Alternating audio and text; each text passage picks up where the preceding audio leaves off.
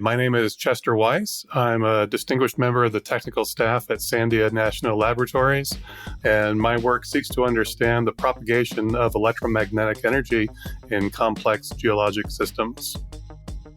Hello, my name is Andrew Gary, and welcome to Seismic Soundoff, in-depth conversations in applied geophysics. In this episode, I have a conversation with Chester Weiss on the latest research highlighting how to successfully use geophysical tools at well sites. Chester shares the impact of well infrastructure on geophysical assessment, how to use EM successfully, the challenges of using near surface, and the applicability of this research in other cluttered environments. Along with our conversation in episode 141 on the life cycle of a well, this episode will help provide the full geophysical picture of working at a well. Visit seg.org/podcast to find the links for this special section. This episode is sponsored by Geospace Technologies. As a leading innovator and manufacturer of wireless seismic data acquisition systems, Geospace Technologies offers a series of seabed, wireless seismic data acquisition systems designed for extended duration seabed seismic data acquisition. Geospace is committed to setting new standards for quality, performance, reliability, and cost savings to E&P companies and marine geophysical contractors. Stay through the end of this episode to learn how in under 5 seconds you can show your appreciation for this free podcast. And now my conversation with Chester Weiss. Well, I'm excited to speak with you on February's special section in The Leading Edge. We're getting a lot of great feedback from readers already. Just happy that we wrote that TLE featured the life of the well. So when I kind of think of a well or an area around a well, I think of a lot of infrastructures, tanks, pipelines, power grids. And for geophysical assessment, that could be, a death knell, all this noise and machinery around. So how does the infrastructure around a well impact geophysical assessment? It has two primary effects, I think, on the data that we record.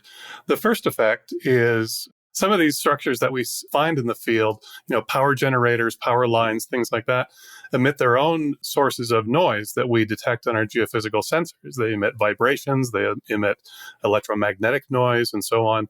And oftentimes, the geologic signal that we seek to recover in our recordings is very small in comparison to this ambient noise that's generated by the oil field environment. And so the first effect is kind of teasing out a whisper in this very crowded room of noise. And so that's so a lot of work has gone into, how do you filter out these sources of noise from the well field, from the oil field environment. How do you suppress them? How do you tease out, these very subtle signatures that tell us something about the subsurface of the reservoir, given the cacophony of noise that's happening around us. The other problem that the infrastructure poses is that oftentimes when we interrogate the ground with either a seismic source or an electromagnetic source, the energy that we send into the ground scatters off of this infrastructure in ways that is loud and cover a very large spatial extent. And so even though things like pipelines and wires and so on may be very small physically in comparison to like the field scale size of an oil field, they can have a huge footprint in terms of the scattered energy that they generate when we try to interrogate the ground with our geophysical sources. And so the problem is compounded then. We have this noisy room that we're trying to listen in, and then there are structures in the noisy room that when they get excited, they talk even louder. And it's hard to know what is the real signal from the subsurface when there's all these kind of competing signals that are superimposed on top of it. I really like that term, interrogating the ground. And kind of speaking of the smaller scale stuff, maybe that has this huge impact. One of the tools in the geophysical toolbox is electromagnetic technology. What has been the evolution of managing these challenges you're talking about while still utilizing EM technology at well sites? Historically, I think that the approach has been to avoid the problem if at all possible. And so that kept us away from the using EM methods in mature oil fields for a long time, because things like power generators and cables and the well casing and so on can just have these kind of incredibly complicated geometries to them, geometries that were difficult for us to predict using computer simulations because they were so complicated. that just kind of kept us away from the mature oil field. Or, when we did go into the mature oil field, we kind of had some rules of thumb that were based on, hugely simplifying assumptions of what the geometry of these structures might be. But what we've come to discover in recent years with some advances in forward modeling of the electromagnetic response is that these rules of thumb can break down, and that even in areas where we thought that it might be safe to do an EM experiment in a mature oil field, that the aggregate scattering from all of these different types of clutter that's in the oil field really makes the simplifying assumptions, a little bit questionable in their validity. And so it motivates the need for, kind of complete oil field modeling and having kind of a complete representation of all of this infrastructure in the simulation codes, because the interactions between all the different elements of the infrastructure are simply beyond our intuition, at least beyond my intuition. Yeah, that makes a lot of sense. The complex relationships between everything happening at a well site. And not only were you involved in putting together this special section and serving as a guest editor, but you also contributed. And your paper explores case studies on addressing these challenges faced when using EM at wells. How do some of the latest tools help mitigate these challenges you're talking about? And you're starting to hint at it with software and these algorithms you're working on. Yeah, I think that in terms of how we deploy things in the field, I'm not sure that much needs to be changed. That, the same sorts of data acquisition systems and sensors and so on that we put out in the field, have a bright future in understanding the lifetime of the well. I think the real breakthrough has been, with my team here at Sandia, and as well as collaborators at Berkeley Labs and University of British Columbia. We've all been kind of zeroing in on how do we bring in this infrastructure complexity into the simulation, into these simulation codes at a computational cost that makes it useful for kind of real-time decision making.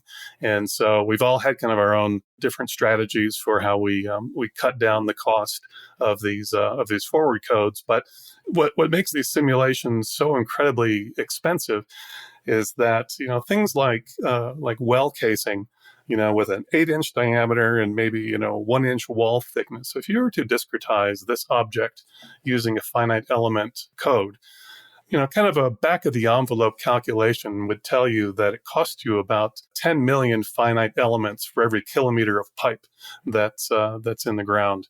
And, reservoirs are on the order of a couple kilometers down. And if you're talking a lateral well, then as the well bore goes horizontal, it can extend out several kilometers in the horizontal direction. And then when you pile on, stacked wells or multilateral wells, you quickly get into this world where traditional finite element methods for discretizing just that steel in the ground is going to start costing you hundreds of millions of elements. And that puts you in the world of high performance computing and long run times, and nowhere near kind of a real time simulation or decision making capability, based on those simulation results. So, various strategies have been employed to cut down this computational cost by kind of simplifying how the well casing is represented in the computer code. Some of us, collapse the casing down to a infinitesimal thin filament that works its way through the subsurface.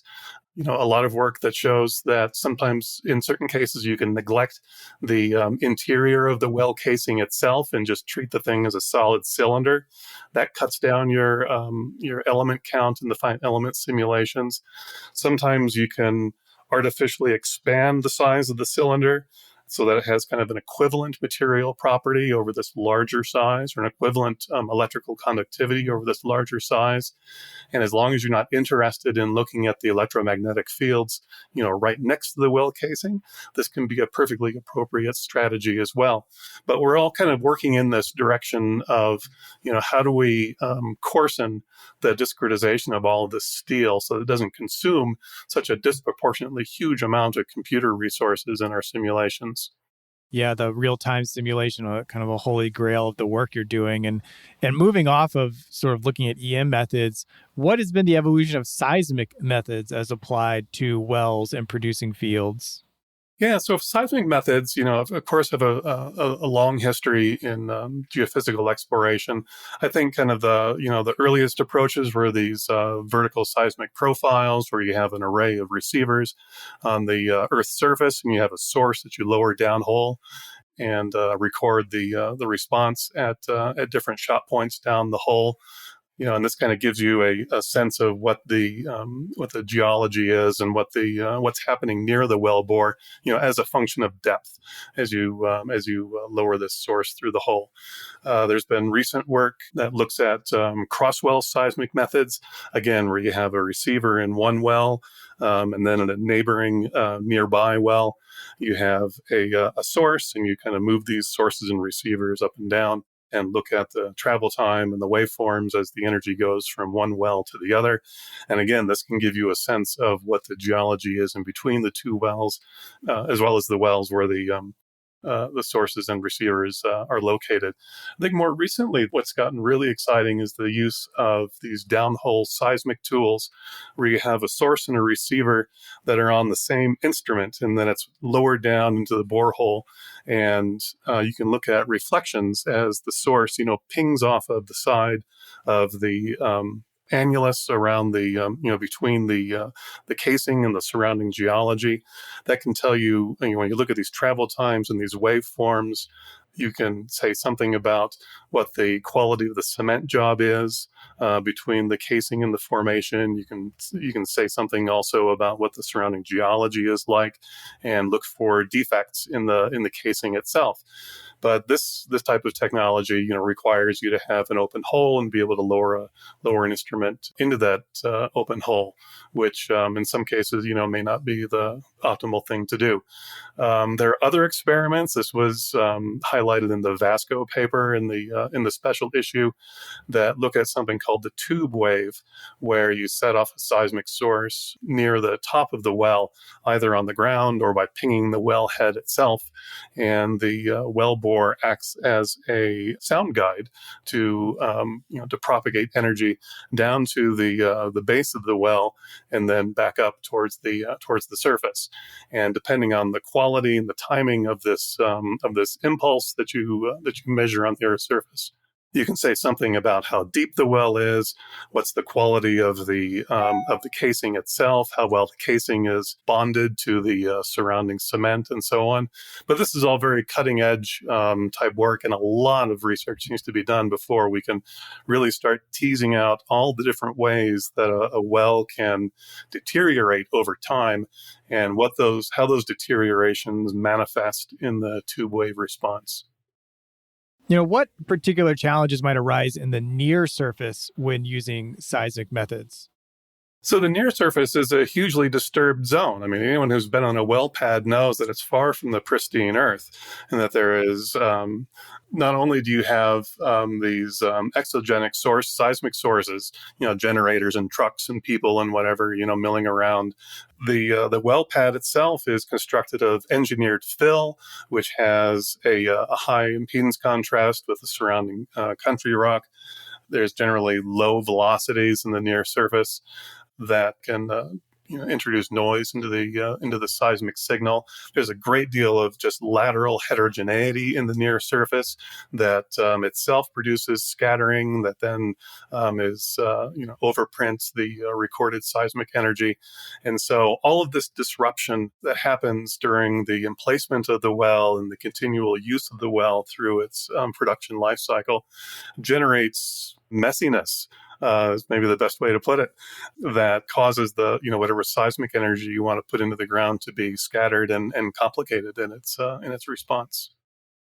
Just looking at these 8 papers in the special section, how do you see the techniques and case studies and tools presented across the papers improving using geophysical assessments at a well site? Well, I think that the techniques that are highlighted in the special issue are really kind of emerging technologies, and so we're kind of in this exploratory phase in seeing what is it that we can learn about these wells that are near the end of their life cycle. So it's I think it's kind of an open-ended question, but perhaps more importantly is, the techniques that we have that we highlighted, I think they have application to doing geophysics in other types of cluttered environments, that may not be immediately obvious to the oil and gas geophysicist. There's ongoing efforts to try to do geophysics in urban settings, in other kind of culturally overprinted settings where we want to find things like buried infrastructure, sewer pipes, and utilities and things like that. And doing these types of experiments in the urban environment is challenging for very much the same reason that doing the geophysics at the well site is challenging. You've got a lot of stuff in the ground that wasn't meant to be there that wasn't there in the first place, and you've got a lot of noise happening all around you. And so as we see kind of the urbanization of populations and the need for understanding, what we've done as we've, built these cities and continue to grow these cities, and understand the geologic hazards that are immediate in these cities, that the technologies that we have in the that we've developed here in the for the oil field problem, I think have a bright future for that type of application. The other application space that I see is, with the recent bipartisan infrastructure legislation, which has a huge amount of money set aside to do plugging and abandoning of these orphaned and abandoned wells that we have in the United States and in North America. Estimates of the number of these orphaned and abandoned wells, many of which are emitting methane into the atmosphere. These estimates suggest that there, maybe tens of thousands of these wells out there. And by an orphaned well, it means that, sometimes we don't know. One, we don't even know that it's there to begin with sometimes. And sometimes the provenance of that well is just not recorded in the various ledgers that in the states and counties in which the well resides.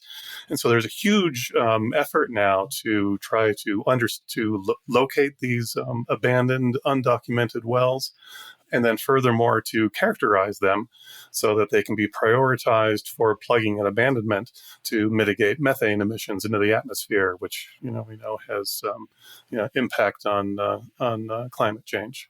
So I think that there's a bright future for some of these technologies that we've highlighted in the work that's I think is soon to be coming with this massive effort for finding and dealing with undocumented orphaned wells. I always appreciate when guests highlight for listeners, part of the papers that just they may not think on its face apply to them. But there's an upcoming interview in this podcast looking at using geophysics in an urban setting. So, this could be a great read to get some ideas and support in your own work if you're not maybe working with wells like this. You talked about how a lot of this technology in the paper is kind of exploratory and very new. Of the innovations and techniques shared in this special section, what are you kind of most excited to see further developed? I think it's all good stuff. I mean, we have a bounty of riches with this special issue, with the number of papers and the prominence of the authors of these papers. And I think that the opportunities that some of these analyses that are presented in the paper, hopefully I think will maybe help us rethink what are the different opportunities for applying these EM and seismic methods to other problems in geoscience. Well, we will have all the links to this special section in the show notes of this podcast.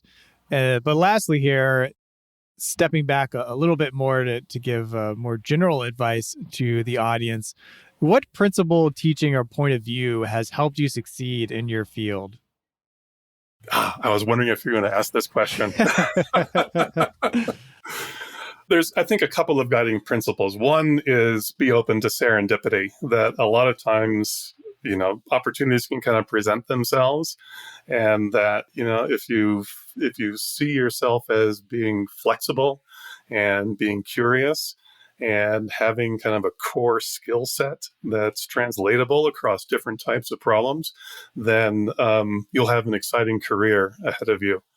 The other principle is probably one that's followed me since graduate school, and that is to I'm very much a hands-on guy. Which is perhaps paradoxical since I'm a computational person. But when I say hands-on, I'm a code it myself type of person, and so the sort of skills that are required for computational science, for applied mathematics, and so on that allow me to take to formulate a question in terms of the language of mathematics, and then translate that mathematics into computer code, original computer code that I can test and exercise and break and push the limits of myself. That gives me not only just a lot of kind of opportunity to explore new questions, but it gives me, I think, some confidence that, perhaps I understand or could understand some of these geophysical signals a little bit in a way that might not be accessible to me if I had just used kind of canned software or had been a consumer of these simulation capabilities. As a creator of the simulation capabilities, there's I believe a kind of a deeper insight which is gained into understanding, how the signals form. What is the underlying physics? And, in a sense, the computations that I think that I and, my peers do are kind of a virtual laboratory where we conduct, countless, experiments to kind of better understand, get some insight into the physics of how EM waves or whatever, propagate through these just immensely complicated geologic systems. And so I think that was a skill that I'm really grateful for from my graduate training, and it's kind of served me well through my career. Well, there's a clear excitement by the 8 papers in the special section of interest in this topic, and could hear it in your voice, and really appreciate you sharing the insights of the articles and your own article as well. And thank you for your contributions in this leading edge and serving as a guest editor. Appreciate spending time on this special section for others. Oh, it was an absolute pleasure. And my co-editor was Mike Wilt at Lawrence Berkeley National Laboratories. I'm grateful for that partnership. He made co-editing this special issue just a real treat. SCG produces Seismic Soundoff to benefit its members, the scientific community, and inform the public on the value of geophysics. To show your support for this show, please leave a 5-star review on Apple Podcasts and Spotify. Simply go to Seismic Soundoff on Apple Podcasts and Spotify on your phone. It takes less than 5 seconds to leave a 5-star rating and is the #1 action you can take to show your appreciation for this free resource. And follow the podcast while you are on the app to be notified when each new episode releases. Original music created by Zach Bridges. This episode was hosted, edited, and produced by me, Andrew Gary at 51 Features. The SEG podcast team is Jennifer Cobb, Kathy Gamble, and Allie McGinnis. Thank you for listening. This is Seismic Soundoff, signaling off.